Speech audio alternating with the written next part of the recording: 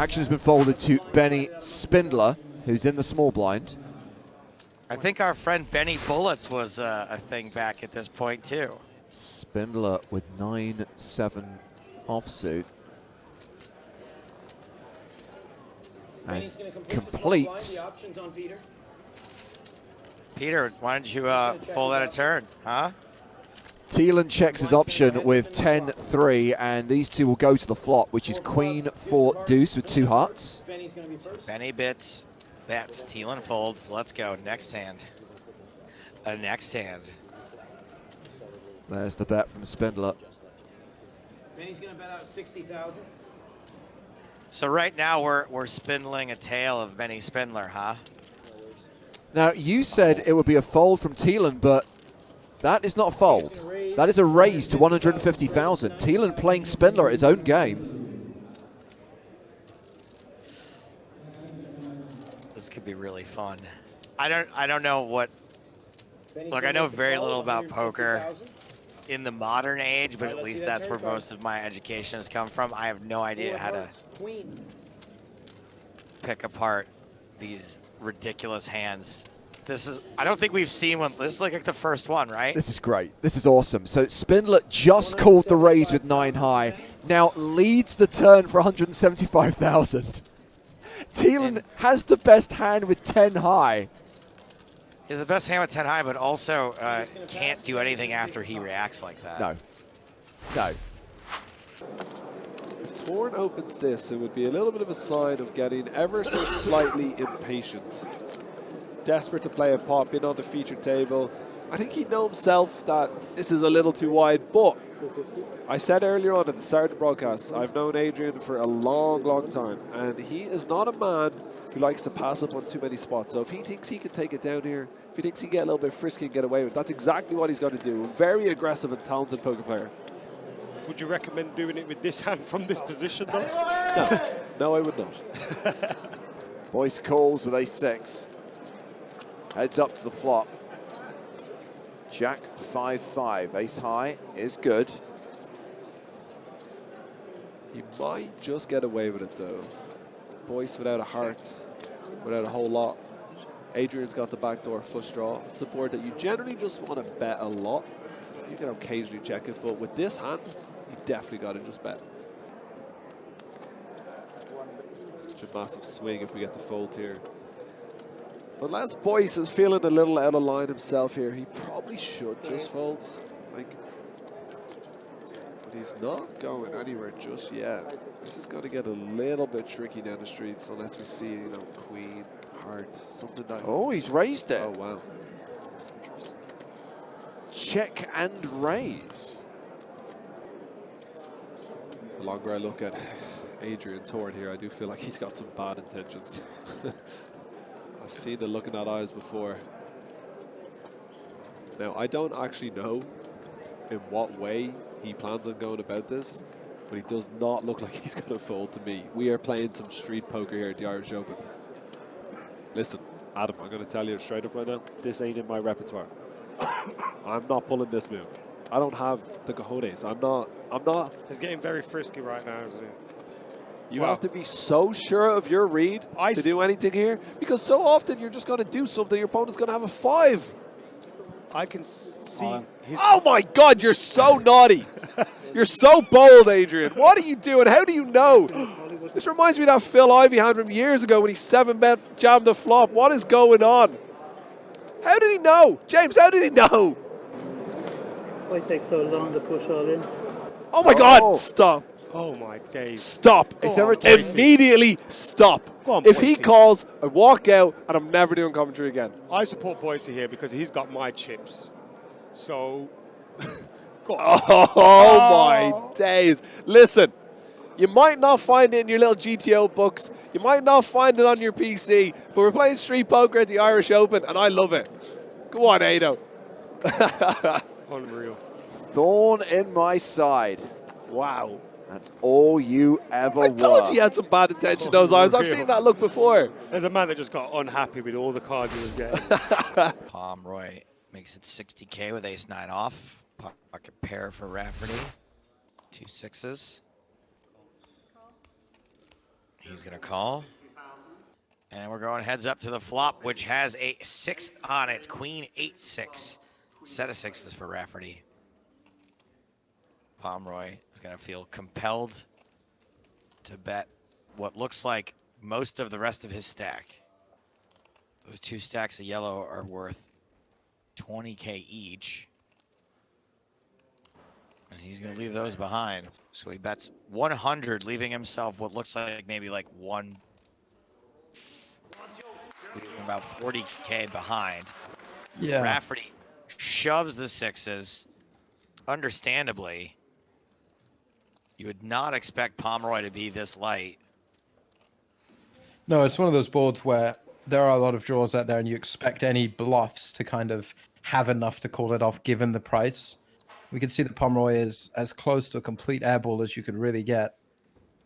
And I think that he does have to consider the fact that he's kind of priced in with what he has left. You know, if he's up against anything but a set, unfortunately, he is up against a set. Right, if he's up against the queen, he's getting the right price to put the rest of the chips in. I guess the mistake was committing so much on this board with the ace-9 in the first instance. Yeah. Turns a sweat, though. Open-ended straight draw. Oh, this would be so gross. Oh my God. Oh, that's disgusting. That is disgusting. That is one of the dirtiest bad beats I have seen in quite some time. Puts it in with the ace-9 on queen 8-6 against the set. EPT final table as well. It's hard to see a beat that bad at an EPT final table because people don't usually get it in that bad. Right. All in Wow. again. So Martirosian opens, Vaskoboynikov shoves. So unless Vaskoboynikov gets very lucky here, we are going to have a winner in this 50K tournament here in Cyprus. Yeah, and nothing much doing. A glimmer of hope in the form of a diamond. He's saying, would you take a 2 or a 5? A 5 actually is a double gutter somehow. Oh. 7 of diamonds. One time. It's all about the backdoors, and Vaskoboynikov is using his one time to try and spike one of the 9 outs in the deck. A diamond on the river sees him survive and take a phenomenal chip lead. Any other card, Martirosian is the champion. Well, the Tigers roar on a brick river. It's a diamond! My days, what is that? It is the double up for Vaskoboynikov. The high variance strategy paying off for him. Absolutely remarkable run out. This is probably one of the most famous poker hands in EPT history. Mercy raise and take it. So Koskas defending his big blind with 10-3 offsuit, which bizarrely is currently the best hand. 2 players, Eric check in the dark. Check's dark too, huh? All right, I like it. Jack 6. Jack 6-5, bottom pair for Mercier. He checks it back. Turn card is the 8 of clubs. 220,000 bet from Eric. Wow, an overbet on the turn from Koskas. And I actually like this bet from him, right? Jason Mercier checks back the flop. Koskas can easily have 7-9, 7-4, all the 2-pair combinations from the big blind. So he with Koskas overbetting the pot, Jason quickly called. There was not a lot of consideration there. Yeah, no, there really wasn't. Total snap call. And Koskas could still be bluffing with just a bare 7 in his hand, or as we can see here, as wide as 10-3, but it's still a pretty aggressive snap. Wow. Yep, board pairs, and Koskas announces all in. The check dark, the fast bet on the flop, fast bet on the turn, fast bet on the river. It is a little suspect. You tend to think a little bit more about your value bets, right? Right, and if he was betting with a jack on the turn, he really isn't going to like that 8. So it's unlikely that he shoves all in. You know, it's a card that can hit Mercier if he has a hand like 7-8, 8-9 that calls a turn, checks back flop. So a jack doesn't like the 8. Does an 8 overbet the turn? A lot of this doesn't make sense. Yeah, I think one of the only hands he can really have, like a value hand, is a flop set that is now a boat. But again, I just think you put a little more thought into it. Yeah, How and to get the 5-6 most value. is counterfeit as well, Joe.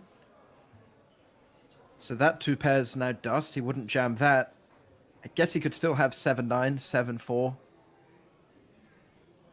But it's not too much in the way of value. You start adding in all those 7s, those missed flushes, some 9-10s, some queen-10 gut shots, and then 10-3. He's bluffing a lot. Speaking of bluffing, can you roll that back, James? Is he bluffing, taking a drink here? There was a little bit left. I call. And call. Eric got in. Showdown. Jason Mercier makes the call. Eric shows Koska shows the bluff. Mercier shows the 5. And that is the hand that announced Jason Mercier's arrival on the poker scene. Eric Koska's eliminated in 4th place. And Jason Mercier now chip leader with 3 players remaining at this final table. Kite raising small to beg with King 10. Ace-6 of hearts for Ruggieri. Jack 6-3, all diamonds. Not really hitting any flops. You know, the one big, as Ruggieri spikes that trips on the turn. Yeah. You would never value bet an ace high here. So that's why we see the call from Kite. I know sometimes when you look at the cards, you're thinking, what's he doing? Well, not always going to have 3 of a kind. Okay, we've got a double paired board now. It's the full house for Ruggieri. Ruggieri is going to think that Kite a lot of the time has ace high here. Probably won't be folding very often. So really, is he going to be wanting to bluff here? And I think that's what Kite is going to realize, that this is probably strong. That looks like quite a large bet. Yeah, there is something in Kite's eyes where he wants to keep Ruggieri in check, but I think this is a very important moment. Oh, wow, he shoves on him. Oh, he's ripping the jack. Oh, my goodness. Ruggieri can't fold. If you're wondering what's happening here and why Kite is doing this, it's because he thinks if Ruggieri does have it, what he has is a 6, that a jack would have bet the flop. He wouldn't have snap-checked the flop with a jack. So if he does have a very strong hand, you know, like a jack, like a 6, a jack is really the only kind of hand that would do this check shove. This is a crazy move. He's trying to get him to fold a full house. He doesn't, you know, think Ruggieri's bluffing with a better hand. He thinks he has a 6. This is a very high-level poker play. He has to make a decision in the next 30 seconds. And he calls! He calls all in and gets a huge double up.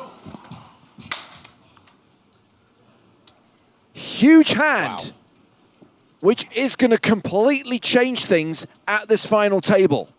Kite has just surrendered the monster chip lead that he has held for most of yesterday and all of today. Yes, he's still #1 on the leaderboard with 14.7 million. But that's right, he's dropped below the 20 million mark. Now we're pretty even in chips, right? I think so. I have 27 million. You seem like you know, yeah. Yeah, like exactly even. But you still don't want the deal, right? Let's play for it all, like for the glory and stuff. I call. Mallets completes with ace-3 of hearts. 10-9 for Uri Reichenstein. He checks his option. Cool that Uri's not taking a super long time with his decisions to torture the kid. Oh, wow. Reichenstein is up and down while Mallets flops the nut flush draw. Uri bets. Oh, really? I raise 3 million. 800,000 becomes 3 million. Kind of a weird raise. He's got showdown value already, and Uri might not fold a pair. If Uri wanted to get an edge, he could just start making water sounds or tell him his middle name is Nate.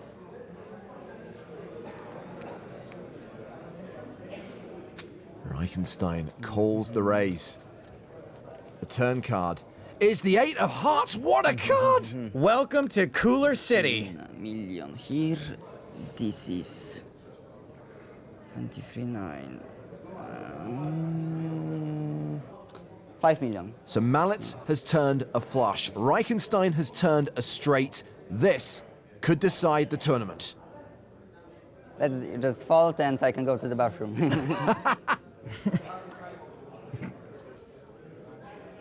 I mean, you don't have any strong hands when you just lead, like, yeah. I'm pretty sure you're going to just fold, so. I can't tell if he's talking too much or just the right amount. Reichenstein doesn't look like he's folding. Oh, you call. Very brave, very brave. Very brave indeed. Very brave indeed. The river card is another 8 pairing the board. Very brave indeed. Like, Flush not quite as strong now. all in. Strong enough. Mallet shoves on Reichenstein. Here we go. All in to call. I think I cover you, right? Yeah. So you call and it's over, baby. Like, you know, like Scott in Nguyen, yeah? Like, True story. It's so sick that you're telling the truth and my hand is insanely strong. Yes. I mean, you don't have any strong hands. How can you have a strong hand? Like, you lead, like, never strong hand, never strong hand. So, just fold and I can go to the bathroom. It's like I have a hand that's impossible to fold, and everything you say just makes it slightly possible. I don't like. Yeah. I don't know. Like, I just want to go to pee. I really want to pee. So, I'm just convinced. Like, I don't know. I guess you could have like 9-10 or something, but I don't know. What about 9-10? Is 9-10 good? It's a straight, but like, I have queens in my range, jacks, sixes. You don't have those hands in your range, so. I don't think you have any of those hands. I think you might have a flush, though. It's your choice, man. Wow. It's so sick. Nobody ever talks like you without having the nuts. It's so sick. Totally agree. Where is Mallet going? How are you doing, guys? Hey, how are you, man? How are you? Are you good? Okay, or what? You're going to win, no? I'm going to win this. Like, I'm a winner. EPT champion over here. Who's that guy? Reichenstein calls, he loses it all. You're so big, you are, man. Yeah. Did that guy just take a selfie with Mallets? Is he a paid extra? Taking it well. Reichenstein calls! And it's over! I have no words, James. No words. Sebastian Mallets has gone from poker fanboy to poker champion, taking down the biggest EPT of all time. Best last hand ever. This little one is going to have quite the sugar crash. Oh, there he goes. It is clear that this means the world to him. Every emotion possible in the last 10 seconds. Yuri Reichenstein, the runner-up. A great player, and he classed it up big time in the face of some pretty weird situations. Good for this kid, though. Good job, man. Congrats. He fell in love with the game watching his heroes on TV. He qualified for this tournament for just 27 euros. Sebastian Mallets will lift the trophy and earn himself a 7-figure sum, 1.1 million euros. I think we should be coming in for raises here a lot, but it looks like he's going to be content to call with the 10-5 offsuit on the button. We should continually be putting pressure on our opponent when we're in position on the button. Menzel has checked his option with Jack-9 offsuit. The flop is 8-5-5, trips for Shilko. He is going to put out the one big blind here. We're not really scared of many turn cards. And he does just decide to call. 10 on the turn, so Menzel now picks up the open-ended straight draw. Probably a decent card for him to continue betting, and he does.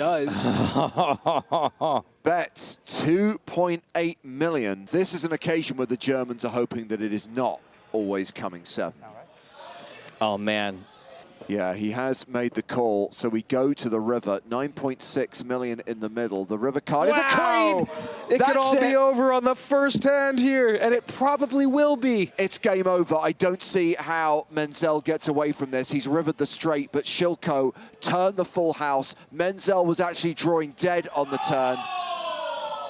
Absolutely, it's got to be over here. There's no, it's the only straight and the biggest possible straight. There's no flush. When your head's up, you're not running into full houses here very often. And now he's beating some of his fives. He could have had a hand like ace-5 or king-5 that he's now beating. So many fives. That he would have played exactly the same way if he had ace-5 instead of 10-5 in this situation. Then you're going to stack ace-5. If you're Menzel, you're hoping that Shilko has a 5 here because most of his 5s don't make full houses. No escape for Max Menzel as Shilko values the river. He checked. Yeah, he checked and he's setting up the check raise all in. You know it's coming. 4.5 million, the bet from Shilko. And if Menzel requests the triangle, it is over. He should be jamming here. You're beating too many hands. In fact, you're beating more 5s that aren't full houses than are. Way more. He's waiting for his moment. You know he's going to pull the trigger. Especially having made that deal. All in and a call, and it is over. So sick. The ultimate cold deck, the ultimate cooler to end the second edition of the PokerStars Players No Limit Hold'em Championship as Alexander Shilko from Belarus takes it down for over $3 million. The marathon heads-up battle. First hand of heads-up, a straight versus a full house. Max Menzel, the Platinum Pass winner from Germany, is the runner-up. He cashes for more than 2.8 million. Remember, they agreed a 3-way deal earlier, but it is Alexander Shilko's moment. Thanks for watching this video. Make sure to subscribe for more awesome poker content. And check out this video. The YouTube algorithm seems confident you'll like it.